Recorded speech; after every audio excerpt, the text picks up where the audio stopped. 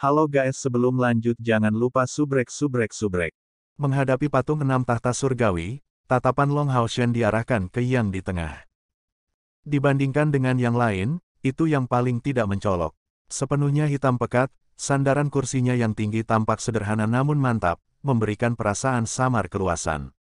Di bagian belakang kursi diukir prasasti matahari, bulan, bintang, lukisan burung, bunga, dan berbagai tumbuh-tumbuhan.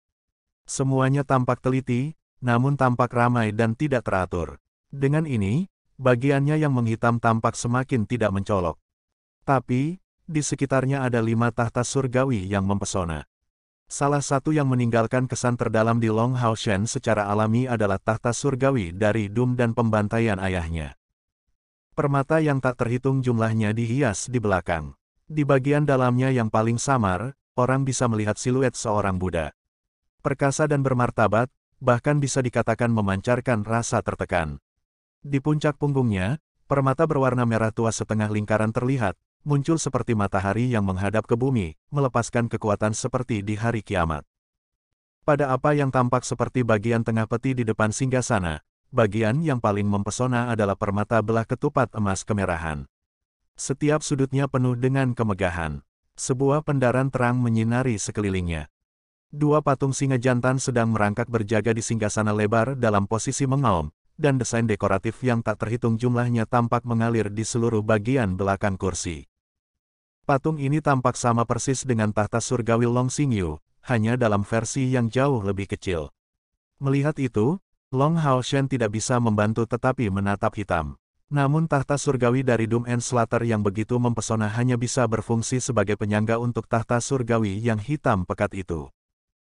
4 tahta surgawi lainnya juga mengelilingi yang hitam itu. Tahta surgawi ketakutan dan rasa sakit. Tahta surgawi perlindungan dan rahmat.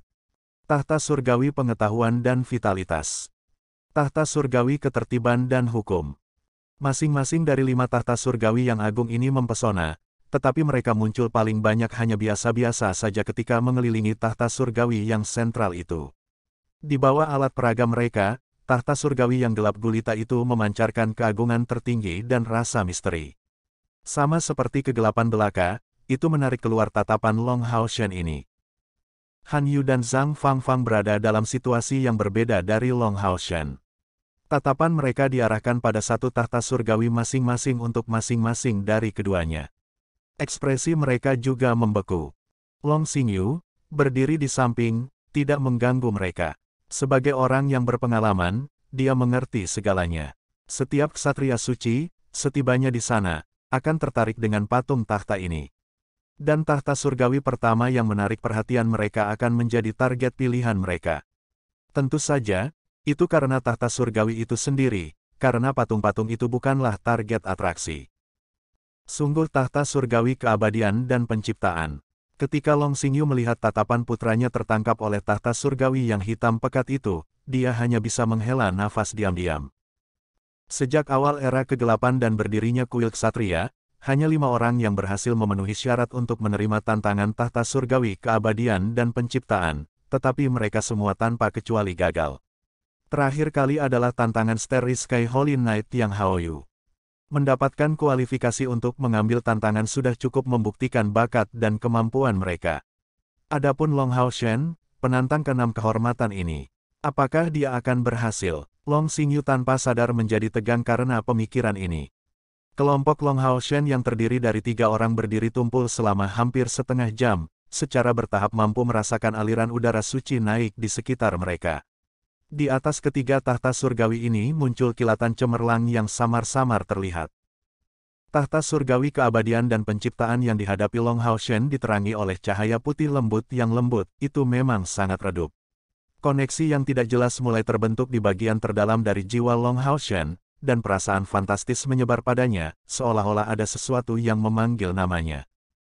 Long Haoshen berdiri dengan tenang dan tidak bergerak, hanya pergi untuk dengan tenang merasakan perubahan pada aura ini. Perasaannya yang paling utama adalah kedamaian, kedamaian yang tak tertandingi. Dalam ketenangan tanpa perasaan yang mengganggu, tampaknya menantang toleransi Long Haoshen dan kekekalan, sementara dengan tenang terhubung dengannya. Apa yang mendekati indera Long Haoshen adalah ketidakterbatasan, keluasan tanpa batas.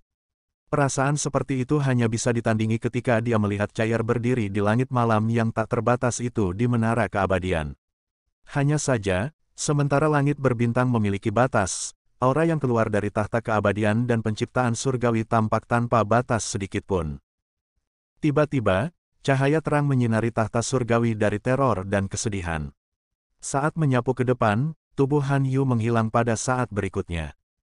6 patung Divine Thrones ini awalnya merupakan proyeksi dari Divine Thrones yang asli. Hanya dengan mendapatkan persetujuan mereka, seseorang dapat memulai proses uji coba mereka. Tetapi beberapa ksatria suci sebenarnya bahkan tidak mendapatkan kesempatan untuk mengikuti persidangan. Tepat ketika Han Yu menghilang, kilatan cahaya lain mengikuti, kali ini dari tahta pengetahuan dan kekuatan surgawi, yang diikuti oleh Zhang Fangfang juga menghilang. Hanya Long Haoshen yang berdiri di tempat yang sama, tidak bergerak dan masih merasakan dengan tenang aura tahta surgawi keabadian dan penciptaan. Long Xingyu masih berdiri di samping, mau tidak mau mengerutkan alisnya. Dia tahu dengan sangat jelas bahwa semakin awal seseorang mendapatkan kualifikasi untuk diuji oleh tahta surgawi, semakin tinggi afinitasnya dengan tahta surgawi. Han Yu dan Zhang Fangfang mencapai kecepatan yang hampir tidak berbeda dari dia yang masih muda sejak saat itu, yang berarti bahwa mereka kemungkinan besar akan disetujui oleh tahta surgawi mereka. Tapi bagaimana mungkin Long Haoshen, yang domainnya mencapai tingkat tertinggi, serta memiliki fisik dewa cahaya, masih belum memulai percobaannya sendiri? Mungkinkah tahta keabadian dan penciptaan surgawi benar-benar tidak menyetujuinya? Long Haoshen saat ini tenggelam jauh ke dalam dunianya sendiri, mampu merasakan kekuatan yang tenang di tengah-tengah menghubungkan dengan auranya. Tapi secara misterius, tampaknya menolak sesuatu, sebagai perasaan yang sangat tidak nyaman mulai melonjak ke dalam tubuh Long Haoshen ini. Sebuah gambar mulai terbentuk di otak Long Haoshen. Dunia putih tanpa batas ini, berisi cahaya keemasan yang menyilaukan. Kontras dengan warna putih di sekitarnya, sepertinya akan menghilang kapan saja. Tapi di tengah cahaya keemasan ini, muncul dua warna lain, salah satunya sangat familiar dengan Long Haoshen, emas keunguan yang eksklusif untuk keberadaan Hao-Wei. Meskipun di tengah-tengah biaya putih yang tak terbatas, sinar emas keunguan itu memberi kesan menyendiri dan terpencil, dan dalam konfrontasi, tidak ada dari mereka yang benar-benar mampu menekan yang lain. Itu hanya bermuara pada bentrokan terus-menerus. Ini adalah kekuatan Hao-Wei, dan apakah tahta surgawi keabadian dan penciptaan menolak itu? Long Haoshen diam-diam diliputi keterkejutan. Jika memang demikian, pilihan macam apa yang akan dia ambil? Jauh di lubuk hati, Long Haoshen mulai berjuang. Hao-Wei adalah temannya, teman yang terikat darah. Membuang Hao-Wei akan menyebabkan kematiannya. Dan tahta surgawi adalah suatu keharusan di matanya, sebagai ketua serikat dan ksatria yang belum pernah terjadi sebelumnya, tidak dapat memperoleh persetujuan tahta surgawi akan menjadi pukulan besar bagi pertumbuhan dan prestisenya di dalam serikat. Dari keduanya, mana yang harus dipilih? Lebih jauh lagi, tidak hanya ada penolakan sinar keunguan emas itu, tetapi juga kilap berwarna emas gelap lainnya muncul di dalam pancaran sinar keemasan itu. Dibandingkan dengan pancaran emas keunguan, pancaran emas gelap ini jauh lebih tidak menarik, tetapi juga terhubung dengan cahaya keemasan yang berasal dari Long Haoshen sendiri. Dan dari penampilannya, intensitasnya tidak kalah dengan cahaya keemasan keunguan.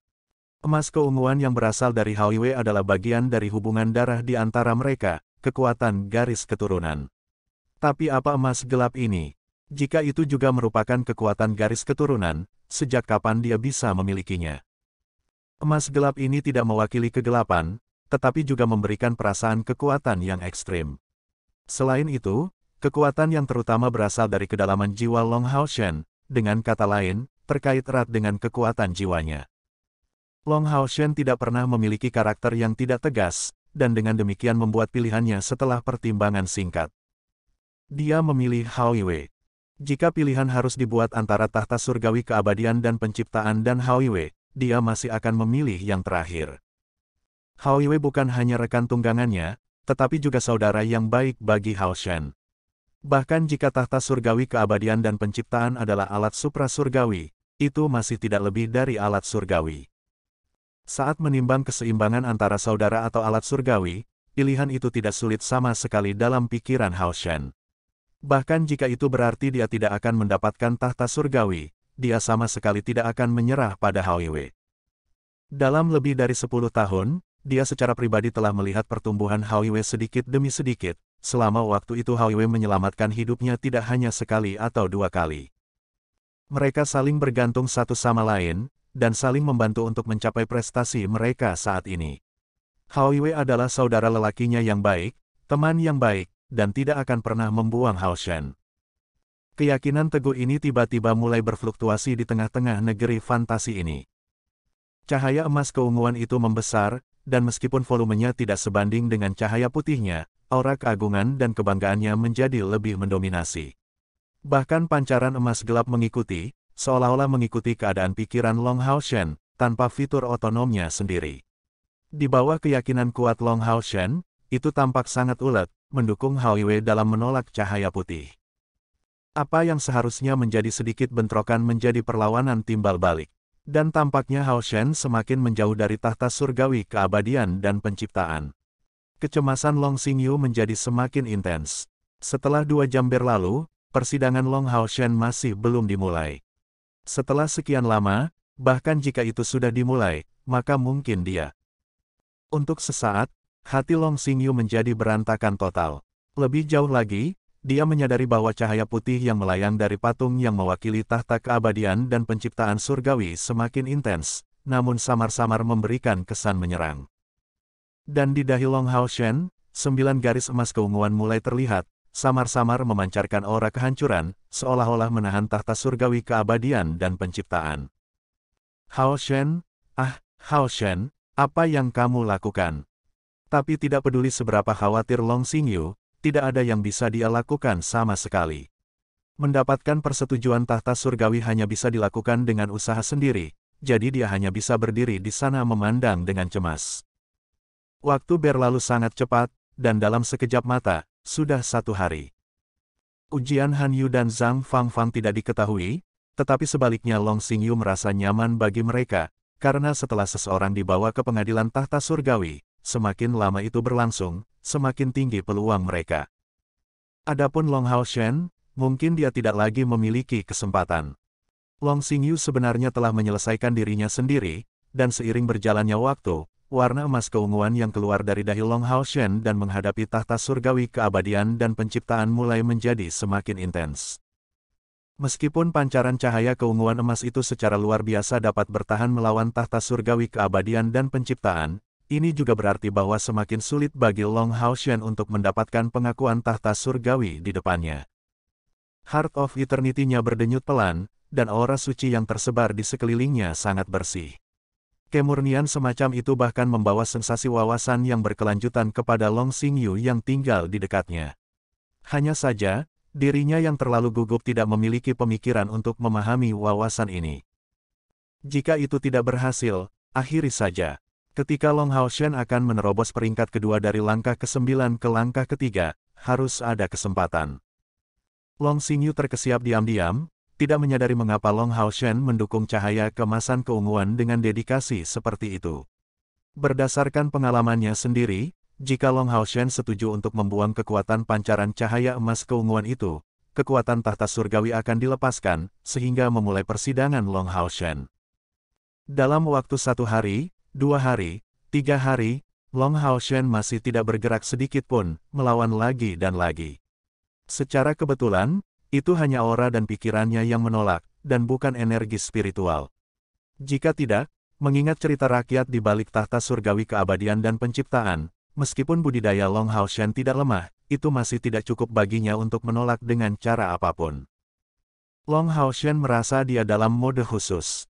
3 hari ini tidak terbuang sia-sia. Dalam benaknya, dia merasakan jiwanya terus-menerus menyublim dalam konfrontasi, saat aura emas gelap itu bercampur, terus-menerus mengintegrasikan dirinya ke dalam jiwanya.